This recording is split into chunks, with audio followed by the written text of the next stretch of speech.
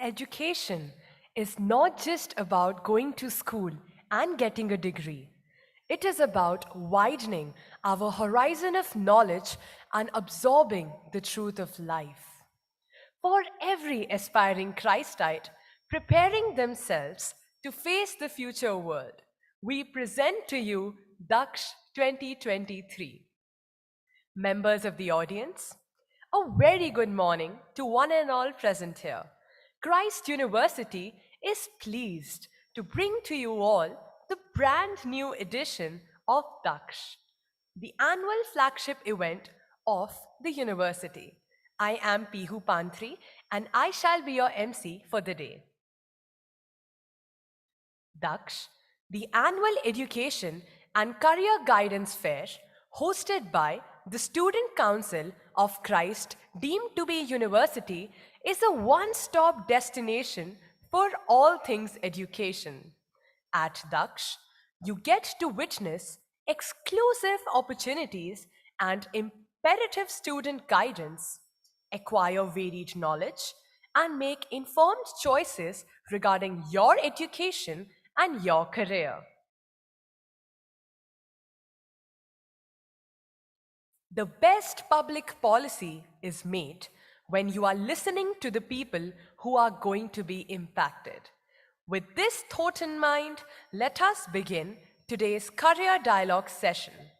How does a day in the life of a public policy professional look like?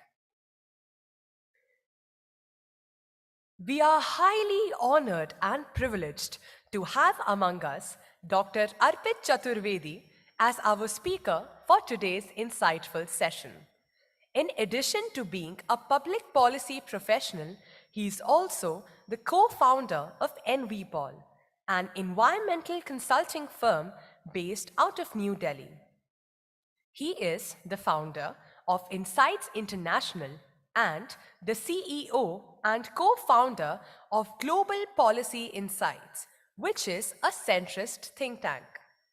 He also serves as a co-chair on various international affairs forums such as the Quad Security Forum and as an advisor at the Creve School of Diplomatic Arts.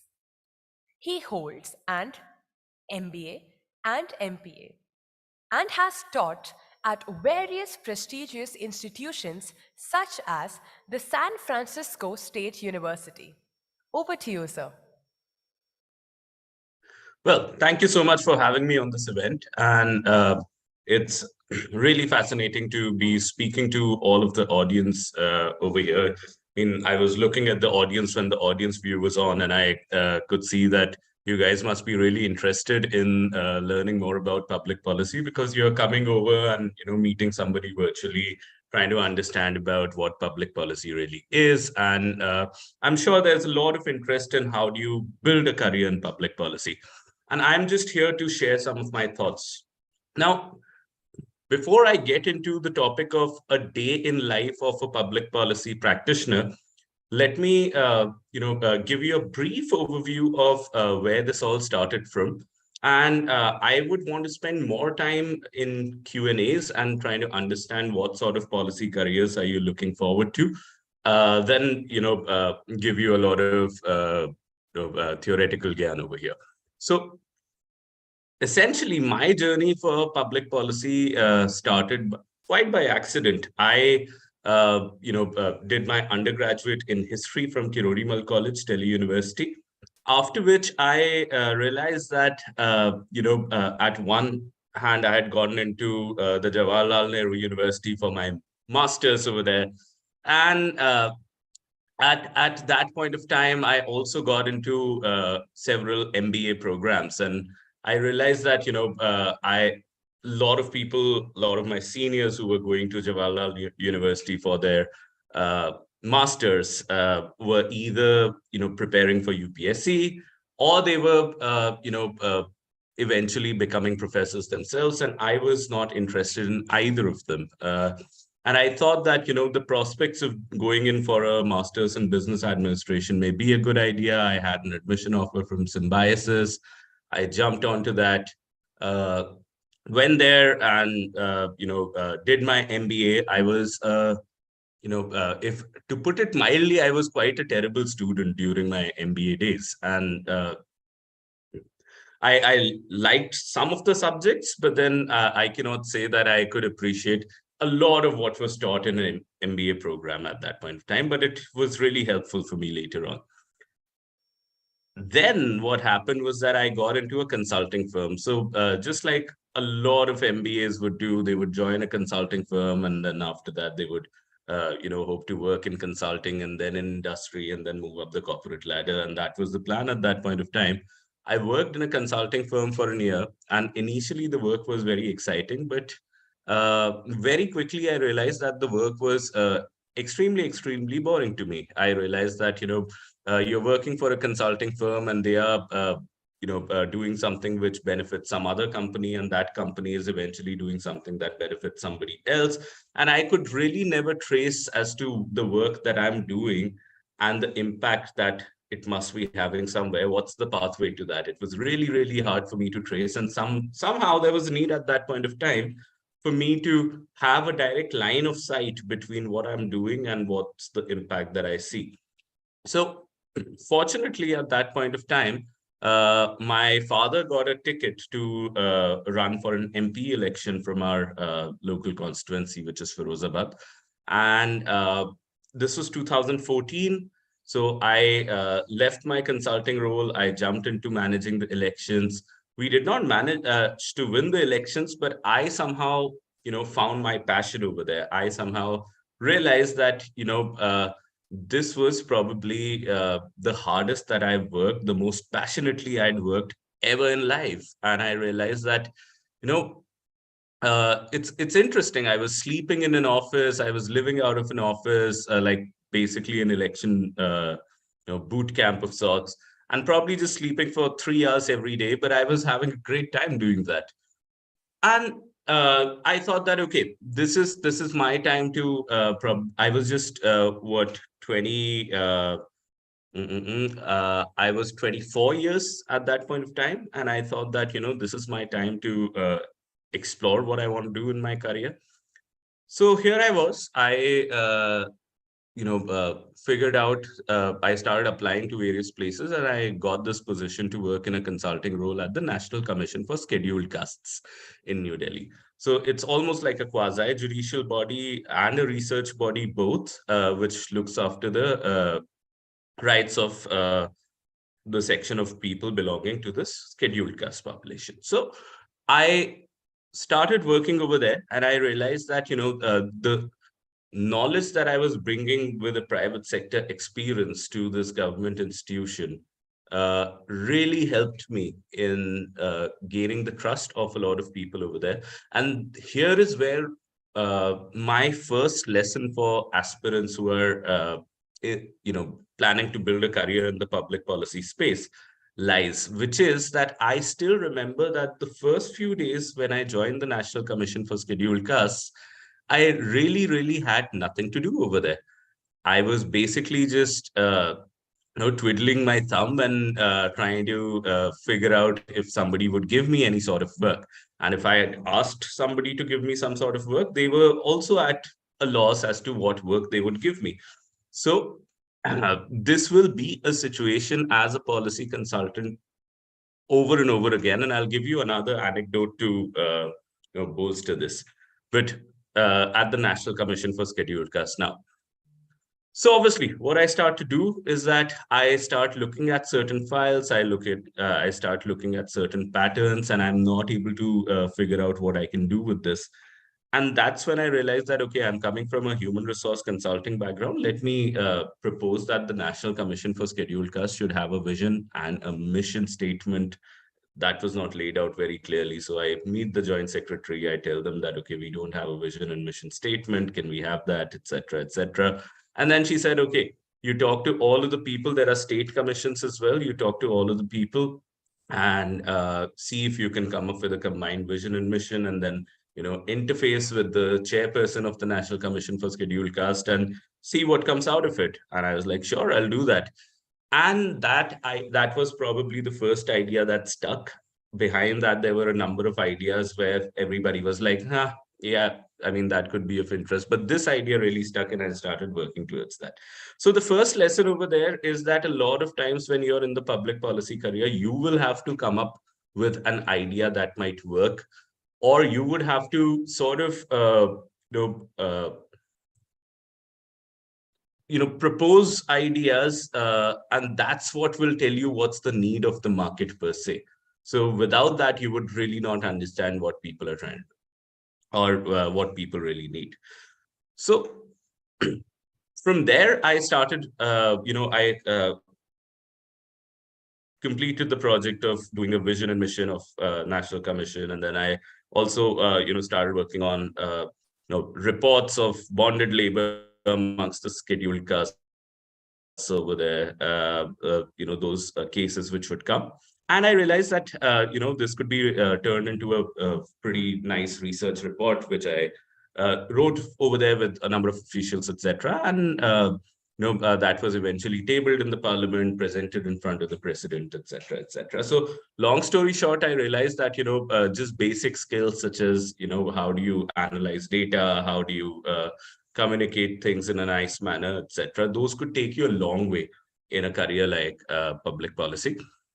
And after that, I realized that I would want to do another master's. I started applying to a number of programs. I also worked with a member of parliament for a year in the interim period, and I got admissions in most of the places I applied to. I went to Cornell University to do my second master's in public administration, after which I came back to India. And this was the time I was thinking, okay, what should I do?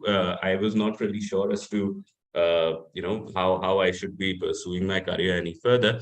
And I went to Cornell, by the way, on a student loan. So I had to also figure out a way to get a job that would also pay my loans back.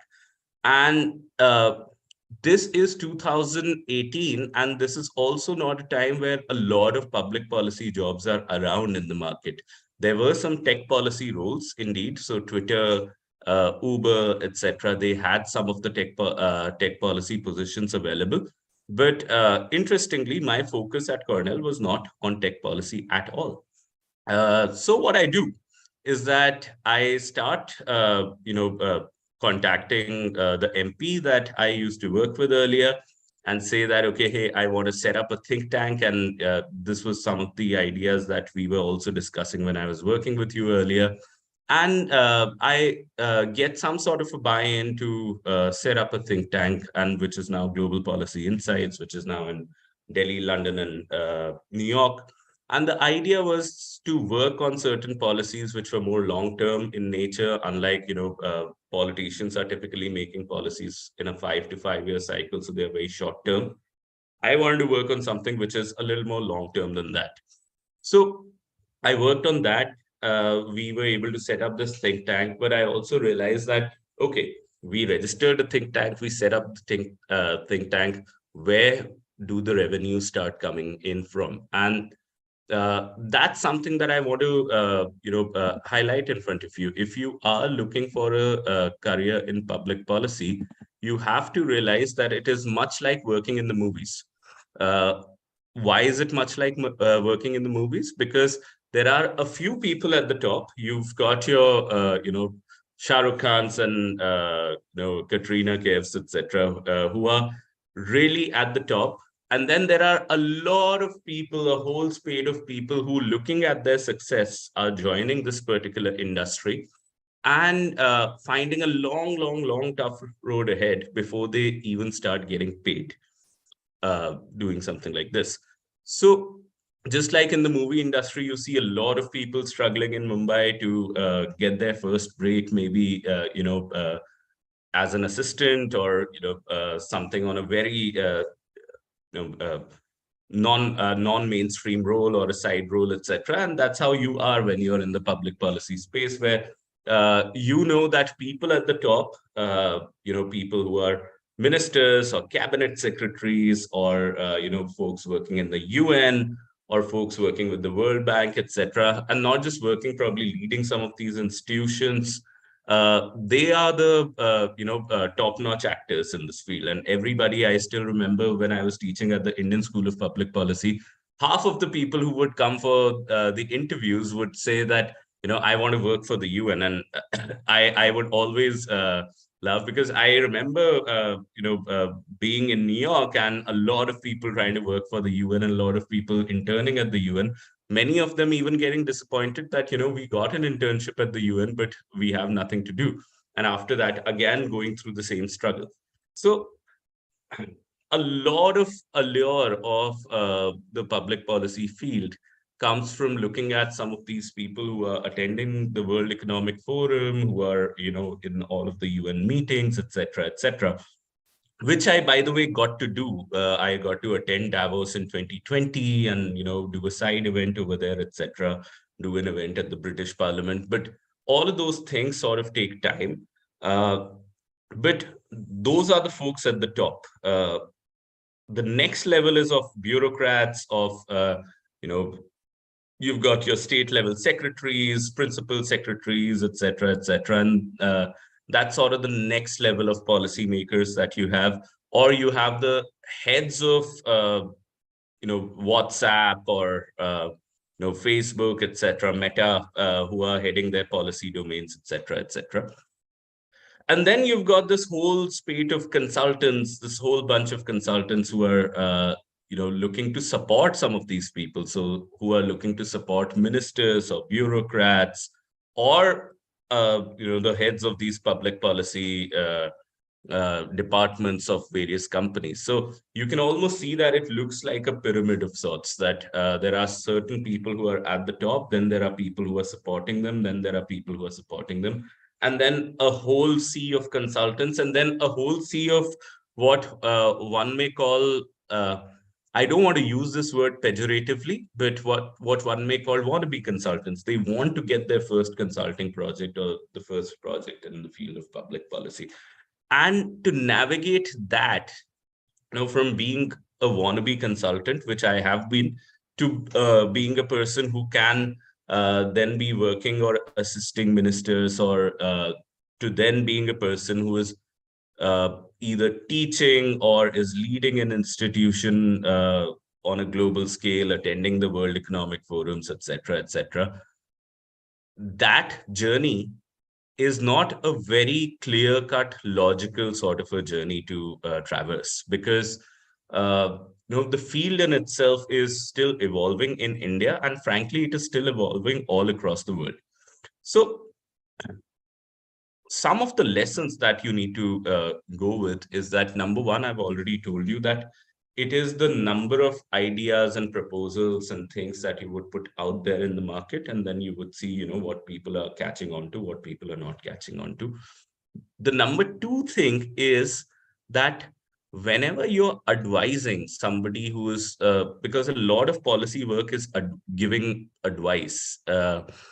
Whenever you're advising a politician or a bureaucrat or anybody, especially in India, and if you are a young person, please do know that they are coming from a position where they are not extremely willing to receive any advice.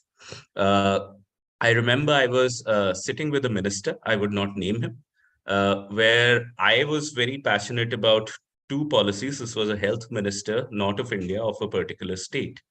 And I was very fond of two policies. One was geriatric care, that is care for the senior citizens. And I realized that, 20% of our country by 2050 would be senior citizens. So right now, 8.5 or 9% of our country is senior citizen.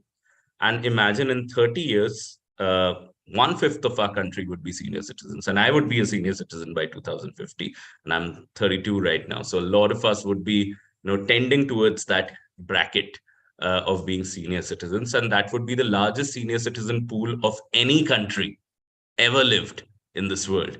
So we have a Ministry of Youth Affairs right now, but we don't have a ministry for senior citizens. There's this little department in the Ministry of Social Justice and Welfare.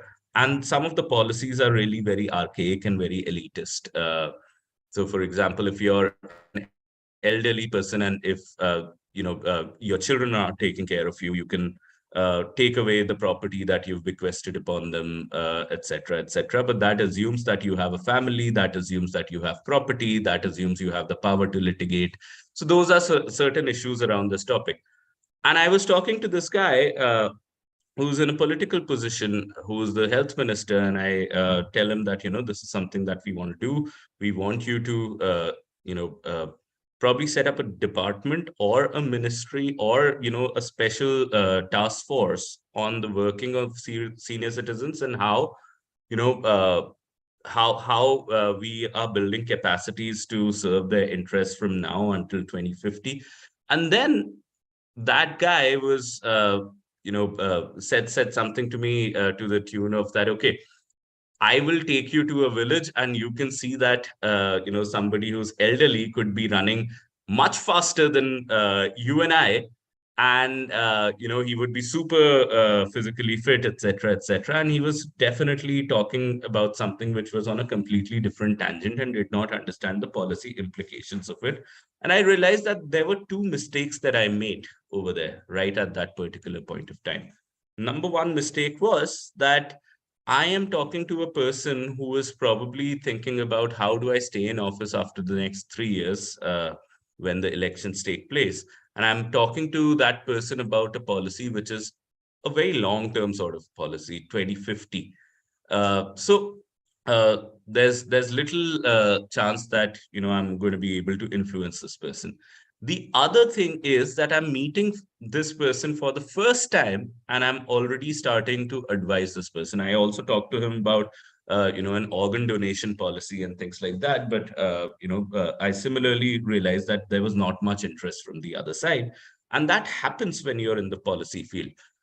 And that's when I realized that the first thing, in fact, Kaushik Basu, who was my professor at Cornell, has written a very nice paper on this, on the art of advising governments. I think I don't remember the exact name of the paper, but it sounds something like that.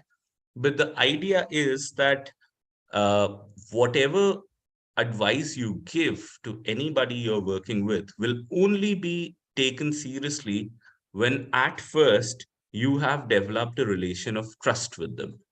Because the first thing, and there's a whole game theoretical explanation of that, I'm not getting into all of that right now, but the first thing that you need to do is to establish trust. Because without that, without the assurance that your interests and the person you're advising, their interests are completely aligned, that person whom you want to advise will not take the risk of stepping into a world or of doing something that changes a world which is not in their favor, which is not in their interest. So when I meet politicians now, or when I meet other people that I want to advise right now, I don't talk about work in the first meeting at all. In the first meeting, I'm trying to just strike a rapport. And that's particularly important for the Indian context. If you're working in a quintessential Western context, that may probably not be a great idea, because we are essentially two different types of societies. In India, uh, I remember Ankur Warikoo giving this consumer behavior lecture where he said that we are a low trust society in our country. So if we are a low trust society in our country, and there are certain societies in the West which are higher trust societies, and that goes into the whole problem of cooperation, which is a whole body of research done by Manker Olson. Uh, if we are a low trust society, then the first thing before entering into any transaction is to establish trust. And you see companies and brands doing that a lot of times. You would see companies which are selling you fridges and ACs and cars and whatnot, but their advertisements are not at all about them. The advertisements are essentially to tap into some of your inner psychological needs, so that you establish a sort of a rapport with them. So on the other hand, compare it to this incidents that happened with Elon Musk, where somebody came up to him and he wanted to sell some software or sell something, some solution to one of his companies. And the first time he meets Elon Musk and he's trying to establish that trust, And he meets Elon Musk and he says that, how are you doing, Mr. Musk, etc., etc. And Musk is like, okay, what do we want to work on? And he's like, I'm just here to establish a good rapport, good working relationship with you. And then we can talk about work later on. So Elon shakes his hand and says, it was really nice meeting you. You have a nice day and bye-bye. So essentially, when you're in other contexts, which are sort of high trust societies in many cases, I mean, you could debate that for a long time, but if you assume that some of the societies in the West are high trust societies, then what you typically get is that you're assumed to be a person who has the best interests and the best ideas. And meet me, tell me what are your ideas, meet me and tell me how it would be a good policy or how it would be something that would benefit us, and let's go ahead. So that groundwork of trust is sort of established, or a lot of times it's established through your credentials, your degrees, etc., etc., or just your past work. But in India, your degree, your credential, your past work, etc., is a necessary but an insufficient condition for you to establish that sort of a trust. So I think that is a very, very important point when you're learning about public policy. My final point in this regard is that public policy is a field where you need to have a very close pulse of where the private sector is going, because eventually in our lifetimes, a lot of public policy would be focused on regulating the private sector. It would be focused on, you know, uh, arbitrating between the interests of the government and the private sector. So, and eventually, if you look at our world, the only wealth creator in our world is the private sector. So, as a policy professional, one of the great challenges that you would meet is to also understand how to survive and how to earn money out of it, etc., etc. Because typically, a lot of policy professionals are not like, your NGO workers who would just go on the ground and would not care about how much they're earning, etc., etc., and just hit the ground running. I have a lot of respect for them, but policy professionals are not typically of that brand. So if you're concerned about I want to make money but I also want to do something good in life, this is the field for you. And in order to do that, you have to have something to do with the private sector. So you have to understand their regulatory needs, you have to understand their growth needs, their business development needs, and their interface with the government, their interface with the environment, their interface with the public institutions, etc. And that's where good policy careers are built usually, unless you're planning to go on a pure research side. Now, on a day-to-day basis, it's an exciting work. You're probably meeting the movers and shakers of the world, from morning to evening. A lot of times, that glamour of doing that would wear off pretty quickly. A lot of times, you're also in your back rooms, or for me, my back room is essentially the place where I'm most productive, which is my home, my couch, where I just sit with my laptop and write articles, write proposals, write a lot of reports and solutions. But what gives you satisfaction is that when these reports are the ones where parliamentarians may be coming up with questions in the parliament based on that report, or that report may be one that might influence a particular legislation or influence particular policy that might change the fortunes of certain small scale business interests with who are who have been struggling with regulations for a long period of time. So those are the sort of things that give you satisfaction. But a lot of your day goes into communicating, goes into writing, goes into teaching, because that's also important. Service and teaching is an important part of being in this field, because this field is still growing, it's still developing. And a lot of times, it has some instrumental value, because since there are so few people in this particular field, you eventually want, more people to be trained who can support your organization, your institution, and who can write well, etc., etc. So that's a very broad, sketch that I can provide to you about a career in public policy. I am happy to answer your questions now. So over to you. Yeah, I see some hands raised, but we'll need help from somebody over there to give the mic.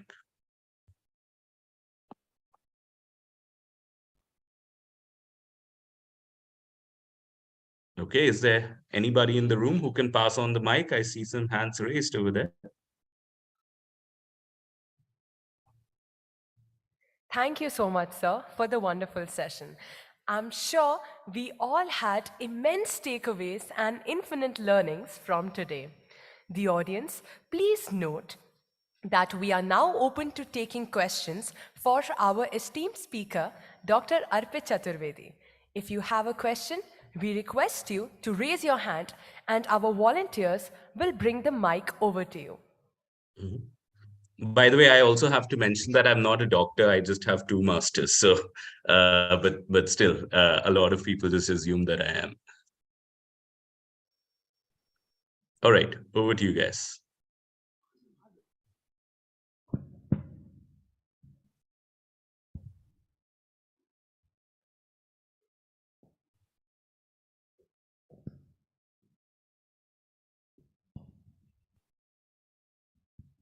Hi, sir.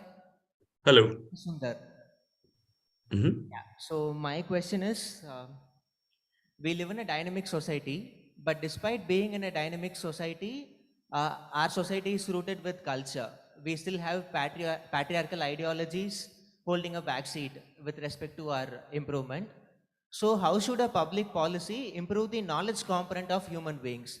Now in a public policy, we tell people do this, do that, but actually their knowledge component is not increasing. An ordinary citizen should know how to find efficient and reliable knowledge.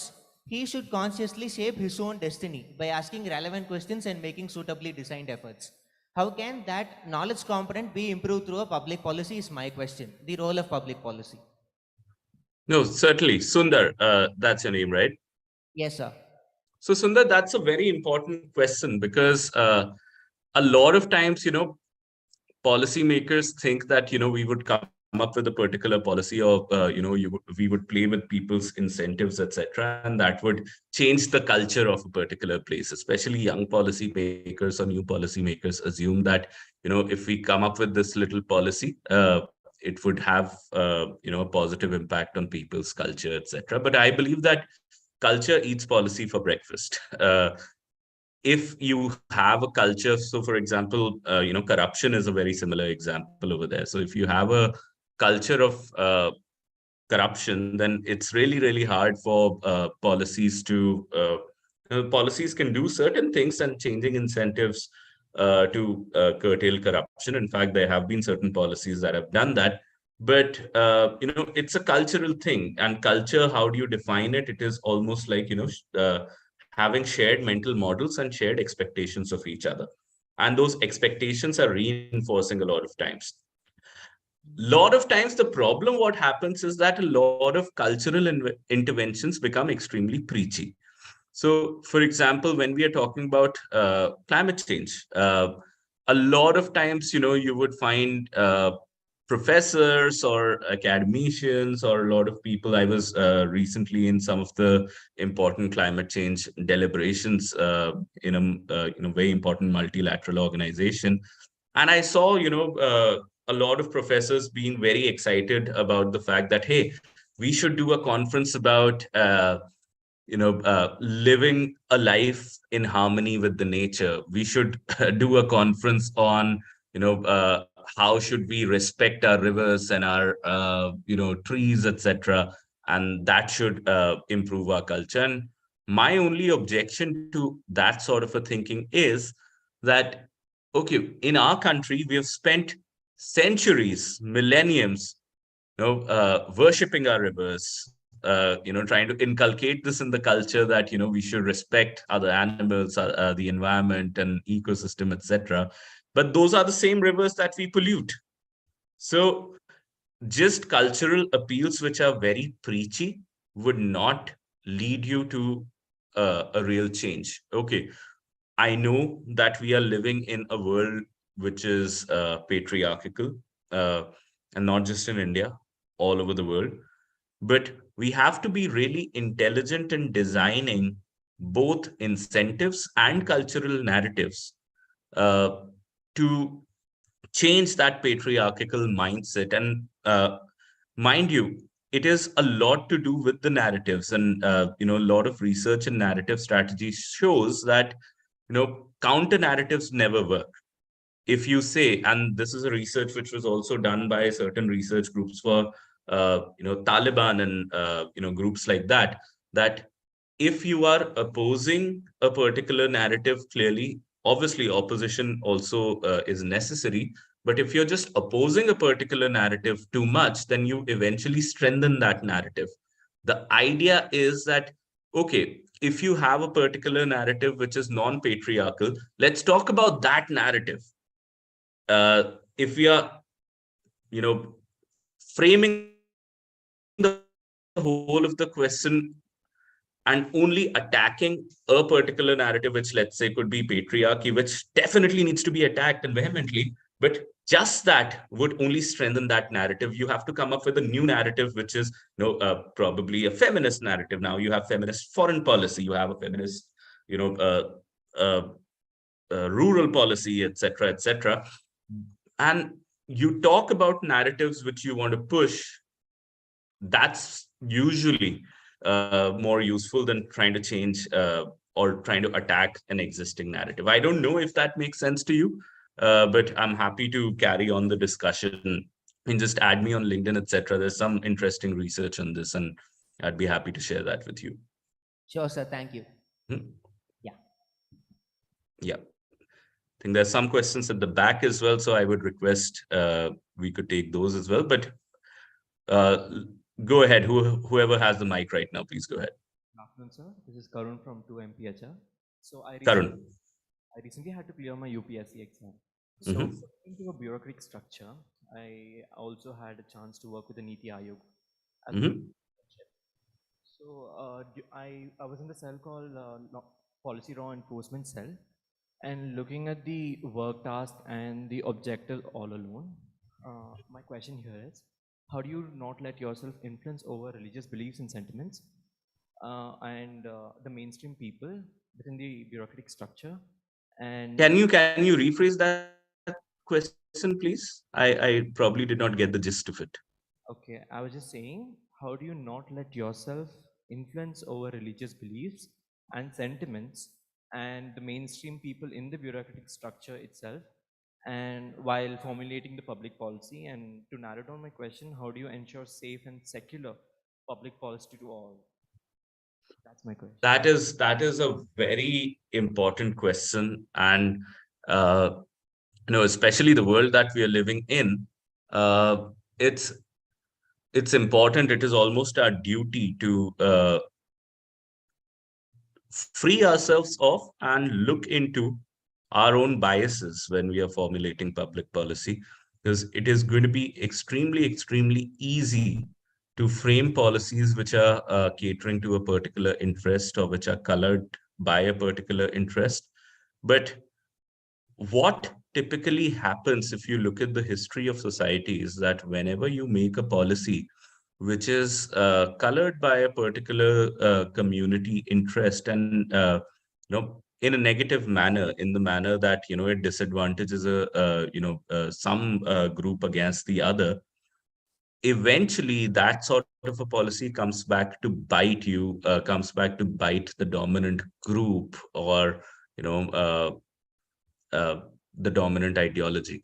Uh, we've seen that in Tsarist Russia. We've seen that you know uh, in Stalinist Russia. Later on, we've seen that in the U.S. a number of times, and that, I think, and we've seen that in Europe, Second World War, etc. So typically, what happens is that any sort of bias that might exist would probably exist in a very few people, and those very few people may just occupy the mainstream.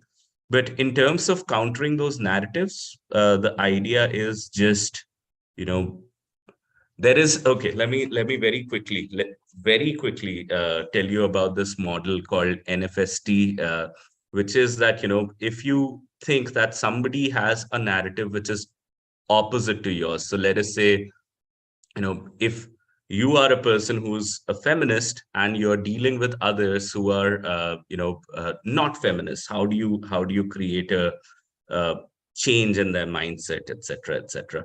So essentially the idea is, and I'm going to summarize it very quickly so that we can move on to the next question, that think of a bell curve. Okay, most of the people would lie somewhere on the bell curve.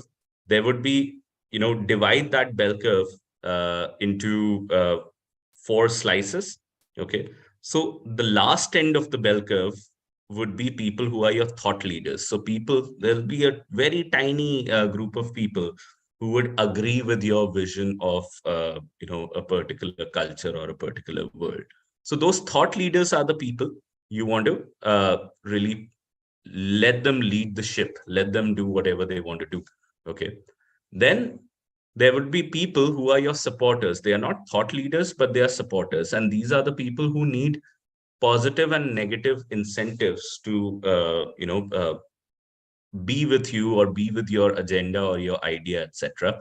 So that's the S in NFST. We've talked about the last T, which is the thought leaders. Then that's the S. And those supporters are people who are really, there because A, they believe in what you're doing. They are not thought leaders. But B, they also really think that there are certain advantages of being of supporting a particular idea or a particular agenda. So these are the people who need positive and negative incentives, not just in terms of money, but also in terms of psychological patting on the back and rewarding them, etc., etc. So that's your second category. The third category is your F, so NFST. And I'm going in the reverse order. The first was thought leaders. The second was supporters. The third over here is your fence sitters. That's the F. Now, fence sitters is a tricky group. Whenever you have fence sitters, the good recommendation is to not give them any positive or negative incentives. Because if you give them positive incentives, then you are incentivizing them to sit on the fence. So they'd be like, I'm not sure if I, believe in the feminist agenda. I'm not sure if I believe in the patriarchal agenda. I'm just sitting on the fence. And if you, give them positive incentives, they would keep sitting on the fence because you're incentivizing them to sit on the fence. But if you give them negative incentives, if you punish them, you shame them, they would, jump onto the other side of the fence. They would, probably become the N's, which are the naysayers, and you don't want that. So what do you do with the fence sitters? Don't give them positive or negative incentives. Show them the party pictures. And what I mean by that is that show them that if you become supporters, then this is the great life. This is, the sort of party that's happening on this side of the fence, where if you support this particular worldview, uh, you know, not just that it's a good thing, you also have certain benefits attached to that. But you get those benefits only once you jump on this side of the fence. So supporters and fence sitters who become supporters, they need some sort of real incentives. And then you've got the naysayers. And naysayers are eventually the people who would not believe in the sort of things that you believe in.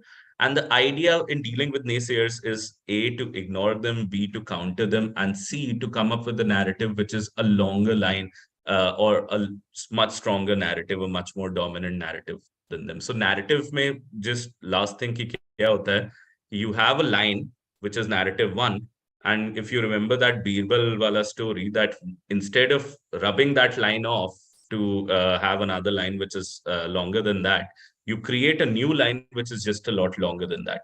And that's how you deal with narratives. To counter a narrative, you don't rub off that line, you just create a longer narrative, which is in your case more secular, in somebody's else's case more feminist, etc., etc.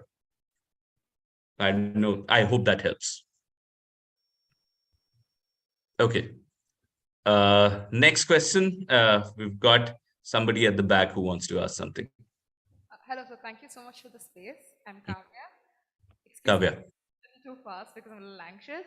But I come from a psychology background and currently in Christ. I'm doing my dual master's degree in human resource development management and in business and organizational psychology.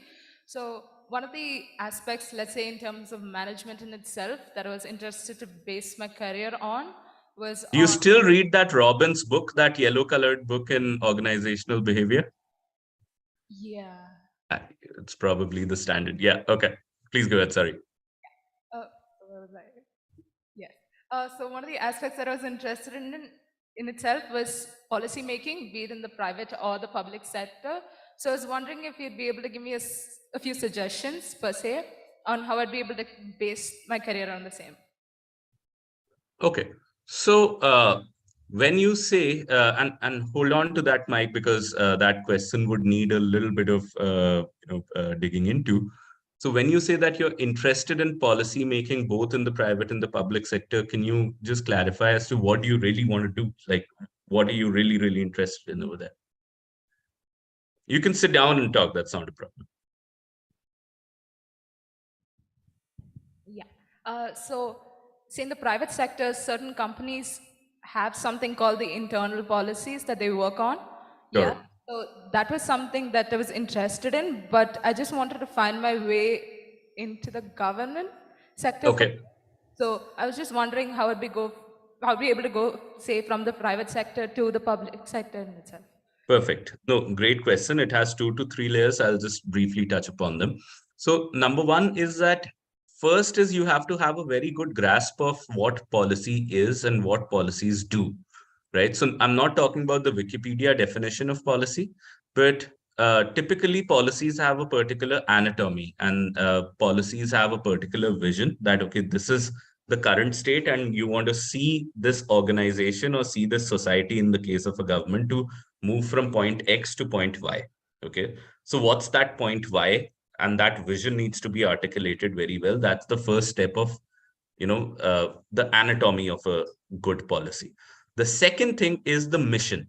Okay. And you read any public policy of the government, you would see this anatomy.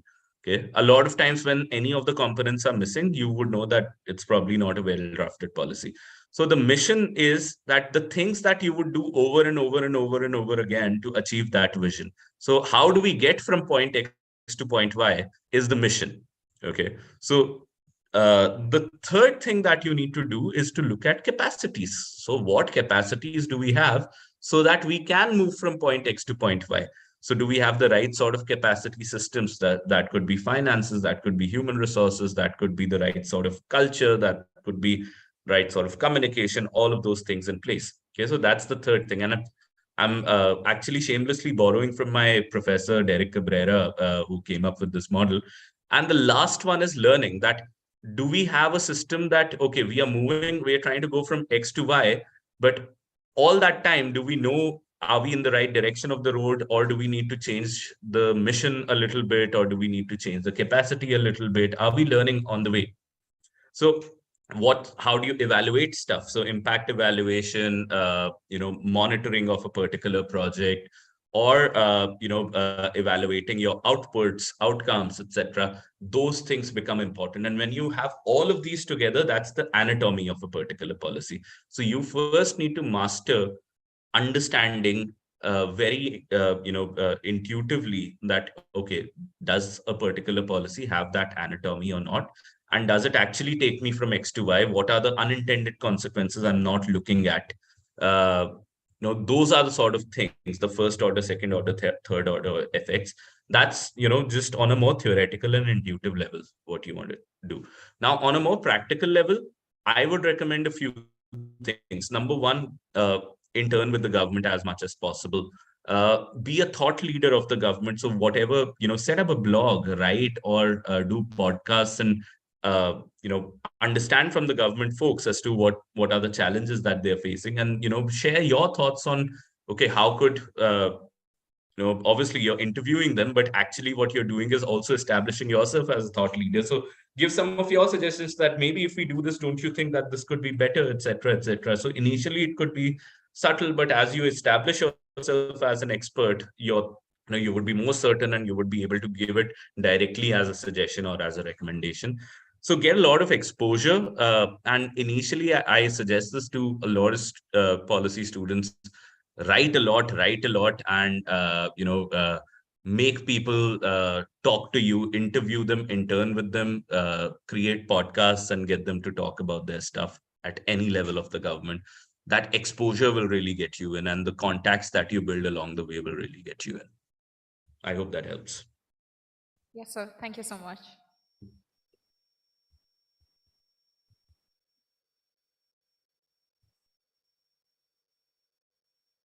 Okay. Anybody else? Yeah.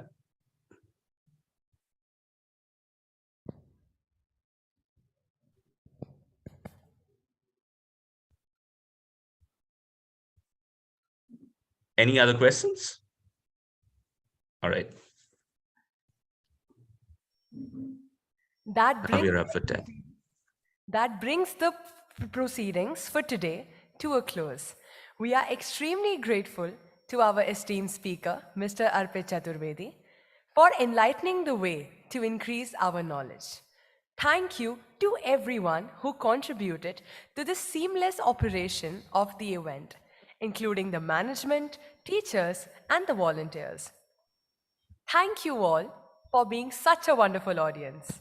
We hope that each one of you present here takes home a new slice of learning for your future endeavors, and that you are one step closer towards understanding your paths better. Have a lovely day. Thank you. Thank you. Bye-bye.